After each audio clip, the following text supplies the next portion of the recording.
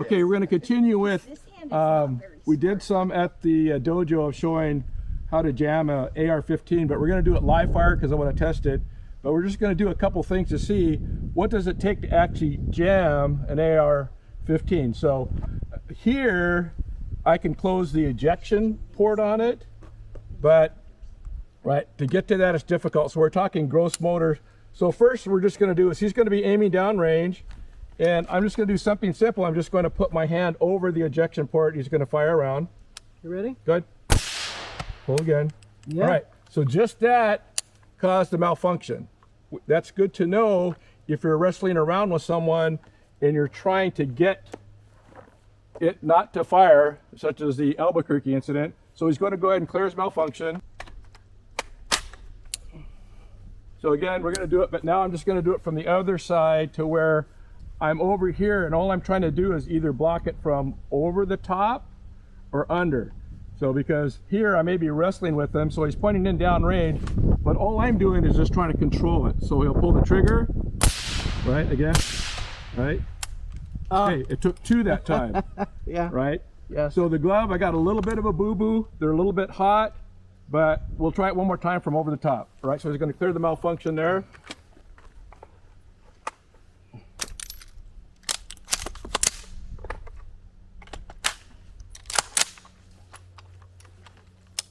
And obviously the easiest way to deal with this would be to go to a contact shot with my pistol, right, while I'm grappling, either holding on to it, drawing my gun and shooting. But let's say that I'm in a position that I can't unholster my gun or all my weight is on top of him. So here I'm just going to go over the top, but I'm going to use the weapon. So depending on where I'm at, right, if I can get to that, that helps a lot. If I can dump the magazine, that gives me a good grab point.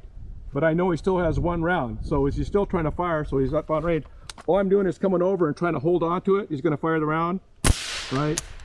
And it did cause another jam on the top. There it is. So it's nice and pretty right here on the flat range, but in the incident in Albuquerque, they're on the ground wrestling around with 4 officers trying to get the weapon, which I think fired 7 rounds downrange. So really, how do you do it? How do you practice it? So this is just getting comfortable with how to do it. So setting it up to where we have a good, safe weapon, we have gloves on, and we're able to do it from a couple different positions. And I would say that even as a shooter, you could do it to where you have one glove, bring it up on retention position, and just block it to where you could do it yourself. It's better to have someone there with you in case your glove gets caught, right, inside it while it's cycling. But those are some of the things to think about. So magazine dump was one. I want to try one more. Go ahead and reload.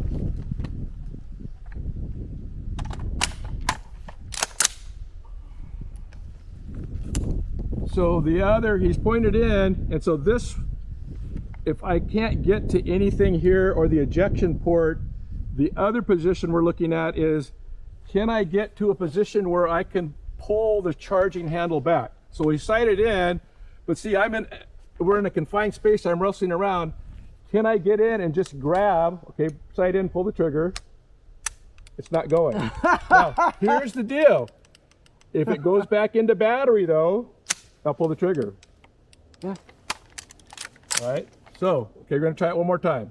Okay. So fire 1 round so they know that you can fire it.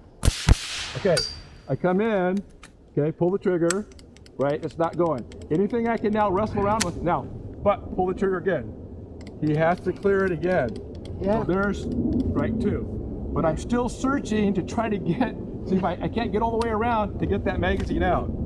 So sometimes you don't have it. So I'll bring it back to you. Go ahead and put it back in the battery. That's pretty. So we have the, let me start first. So we have the block the ejection port, number 1, right? Dumping the magazine, I would say number 1, because it makes it a lot less rounds coming down range, right?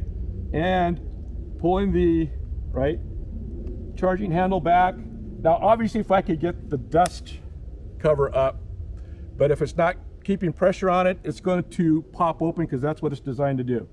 The biggest thing I would say out of everything, if he has the weapon and he's firing rounds, is, which they did, I give Albuquerque credit. They did a fine job of directing the weapon down, and if you watch it in slow motion, they actually point the gun at the ground, and all the rounds were going at a downward angle. They had like a 40 millimeter in front of it, and the rounds were skipping right underneath it. So the likelihood of hitting someone, you know, at this distance downrange is diminished. Towards the ground to try to lessen the chance of a bystander or an officer getting shot during this encounter. Benavides fired the detective's rifle 7 times before 2 officers grabbed their guns and shot him 5 times. So directing in a safe direction.